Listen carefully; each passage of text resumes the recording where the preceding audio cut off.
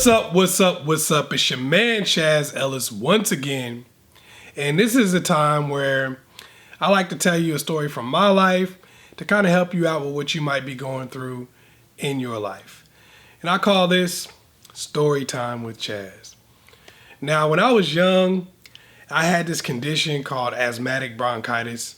It's basically like if you got asthma and bronchitis and you put them together. Just to not get too technical with it, it's kind of like just a condition that causes you to just really have a lot of trouble breathing and you struggle, okay? So just to put it as the easiest way I possibly can. Now for me, I was mostly sick during the fall and the winter. For other people, it might be different, but for me, that's when I was the sickest. Now, when I was about 6 years old, I had one of the worst years ever, like in my entire life, in terms of being sick. I remember I spent like a couple weeks in the hospital here and there. I was just getting sick all the time. It was whack. It was terrible. That was a pretty awful experience at the time. So anyway, I was really, really sick that entire year. I missed a ridiculous amount of days of school. It was crazy. So anyway, it was Halloween, right? And I had been sick, but I was feeling a little bit better. But I didn't feel good enough to like go trick-or-treating, or, you know, I knew I wasn't going to be able to go trick-or-treating. And I was really upset because my brother was going trick-or-treating and everybody that I knew was going trick-or-treating. And I was like, man, I don't get to go trick-or-treating. I remember being all sad and like sitting on the couch and I was crying and stuff. And anyway, my brother went out trick-or-treating with some friends of the family, and they took their kids. And I was sitting on the couch just watching TV, you know, crying, looking all sad face, you know, because I wanted to go trick-or-treating.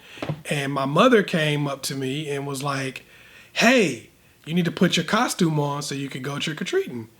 And I was like, I know I can't go outside and go trick-or-treating. What are you talking about? Like, I'm sick. She was like, you better hurry up. So I was like, maybe they changed their mind. I knew I really couldn't go, and I knew I didn't feel good enough to go, but I was like, shoot, I'm going to give it a try.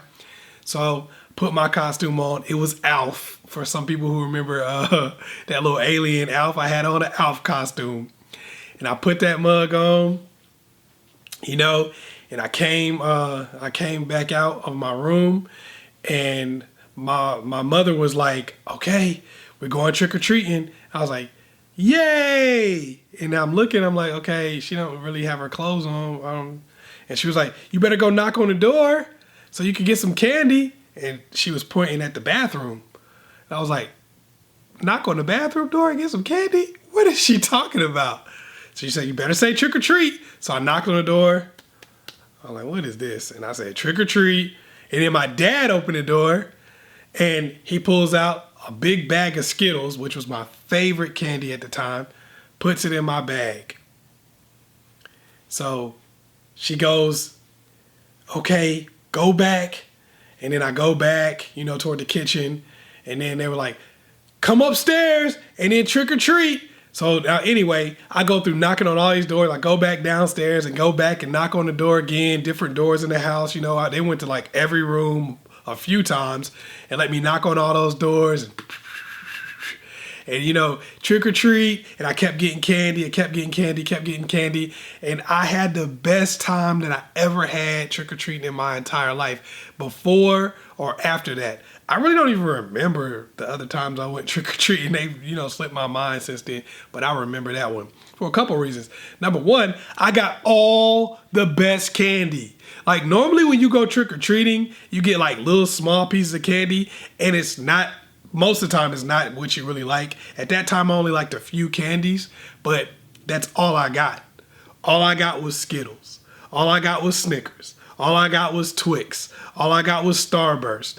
All I got was the candies that I really liked, because it was my parents giving it to me. So they already knew what I liked. So they only gave me stuff I wanted. I didn't have to root through no candy that I didn't like. I didn't have to check no candy.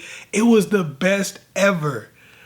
And the thing about it was, that was a situation that could have been extremely painful and hurtful. And I have to really think about it from my parents' perspective. They're the first people who really taught me about getting over adversity. They're the first people who taught me about using your pain, your adversity, tough situations to your advantage. Not only did they substitute, they gave me better. They gave me better than I ever could have imagined. I wouldn't have thought, oh, I'm going to be in a warm house, knocking on doors and getting candy that's only the candy that I liked. I never would have thought that.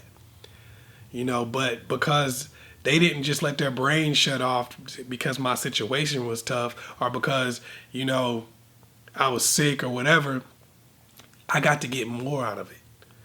And I really respect my parents and I love them for that and I'm thankful for them, and a lot of people felt bad for me at that time because I did have asthmatic bronchitis, and I'm not going to lie to you. I'm just going to keep it full disclosure. That was a tough time in my life because I remember not even being able to run from one side of the house to another. I remember being in a situation where, spending time in one of them little tents. I remember just being sick like that, but what I learned from it and what it did for me, and I think this is the greatest lesson from my situation, is you don't know what life has in store for you. And you don't know what the things that you're going through currently are going to bring to you in the future. If I wasn't sick like that, I'd have been out there in the cold, trick-or-treating just like everybody else, getting that whack-ass candy, that candy corn, and all that other crap that nobody likes. Stop giving out candy corn. Nobody likes that. Anyway, I would have been out there getting candy corn like everybody else. But because I was sick, and my parents were able to look a little bit further into the future and what I needed, I was able to get a great trick-or-treating experience. And throughout my life, certain things have happened to me because I was sick when I was young. I couldn't see it then. I never could have imagined some of the things that I was able to get from that. For instance, a lot of the books that I was able to read was because I was sick. I spent so much time in the house sick that my parents had no governing on what type of books I wanted to read. I had read through all the little kid books and stuff like that. So they were just like, anything you want to read, you can read. We don't really care what it is. We already know that you're going to go crazy in here if you don't have something to do. So I could read any books that I wanted to. That gave me an opportunity to get knowledge at a young age because I was sick. Not in spite of it, but because of. I look at a lot of my friends and I look at a lot of the way that they abuse their bodies, especially throughout, teenager years and, early 20s.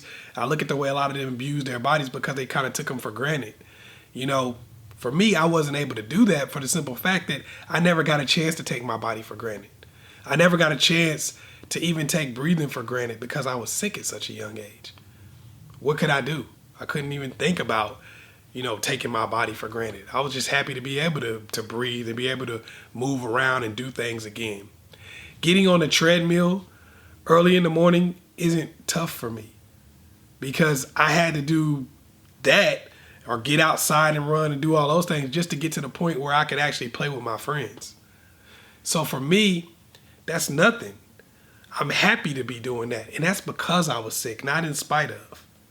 It's because of. When I was boxing, I would look across the ring at somebody and I could tell what condition they were in by the way they were sitting, by the way they were breathing, because I know what condition I was in by the way I sat and the way I breathed. Because I know when somebody's laboring to breathe. I know when somebody's struggling. I know how you should hold your shoulders so you can get more air in because I was sick. Not in spite of, but because of. Now, if I didn't keep living, I didn't keep working, I didn't keep doing everything I needed to do to get the most I could out of my life, I never know that. If I would have said, you know what, you can never box because you have this asthmatic bronchitis thing and it's something that people say, oh, well, athletics is kind of going to be out for you. Back when I was young, that's what people said. Now people are a little more, a little more open, but back then they weren't.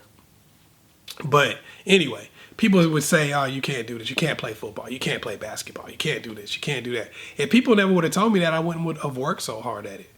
If people wouldn't have told me that, Because I was sick, I wouldn't have put so much effort in. I wouldn't know how to get back up when I fall down. I wouldn't know how to persevere. I wouldn't be able to see that, if you let time go by, some of the things that go on in your life can be the best thing that ever happened to you.